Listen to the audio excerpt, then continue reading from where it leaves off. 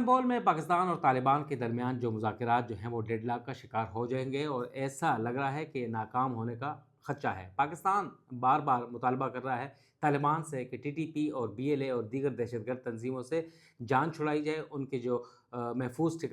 ٹھکانے ہیں دہشت گردی کے وہ ختم کیے جائیں، مگر طالبان جو ہیں تحریری طور پر یقین دہانی نہیں کروا رہے۔ ترکی اور جو قطر کے میڈیٹرز ہیں وہ طالبان کے اوپر زور ڈال رہے ہیں، پاکستان کے موقف کی حمایت کر رہے ہیں کہ دہشت گردی سے پاکستان ڈی اسٹیبلائز ہو رہا ہے، پاکستان کے عوام کی اور دیگر سیکیورٹی فورسز کے جوانوں کی، افسران کی زندگیوں کو خطرہ ہے، مگر طالبان ماننے کے لیے تیار نہیں۔ طالبان کا جو ڈیلیگیشن ہے 6 رکنی 4 روز سے وہ